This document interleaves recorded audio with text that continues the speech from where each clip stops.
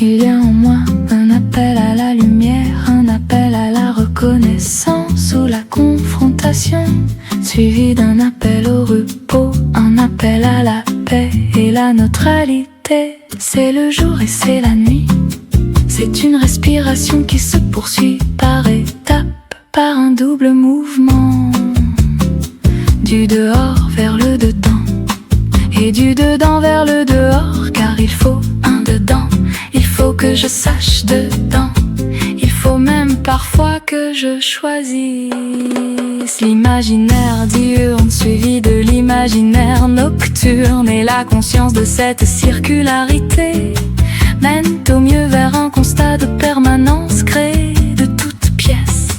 par un acte souverain d'affirmation qui précise l'idée infinie par le concept défini, le concept qui reste exquis, telle une cellule vivante inspirante dans le seul lieu probable de vérité, communicable et transmissible, qui a rendu le concept tabou, qui l'a remplacé par l'idée pragmatique de projet, supposant que les ressources sémantiques préexistaient de toute façon.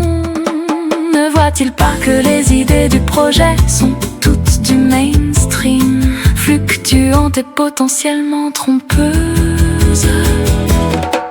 Les églises et les écoles qu'on a construites ne sont que la part matérielle d'un édifice de langage menant vers un Dieu devenu l'être créateur vertueux. Par les faits de cette histoire racontée, mais quelle histoire d'importance majeure!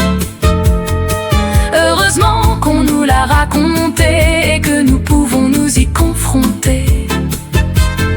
Sinon nous serions si seuls et dépeuplés, sinon la lumière serait si pâle qu'on se croirait pris au piège d'un artefact. On ne choisit pas toujours le beau côté des choses, on ne saisit pas forcément la lumière dans son éclat, dans le cycle qui nous fait replonger ensuite dans une nuit de méditation. Par l'attention de l'utopie qui transcende la réalité, par un rêve éveillé s'installe un juste et le lait dans nos réalités proches et lointaines, surtout quand un leader entraîne des foules muettes dans cette laideur si pernicieuse, cette lueur sans fin de l'artifice rêvé à grande échelle qui se donne des airs de totalité. La justice que je réclame avec toute mon intuition depuis si longtemps est un point multiple de mon horizon quantique. C'est une direction indiquée par une étoile brillant de tout son éclat, immobile dans un ciel mouvant. D'avoir fréquenté certains milieux, d'avoir entendu tant d'histoires sordides, de cœurs innocents manipulés, triturés par les mains crochues, de ces rêveurs du progrès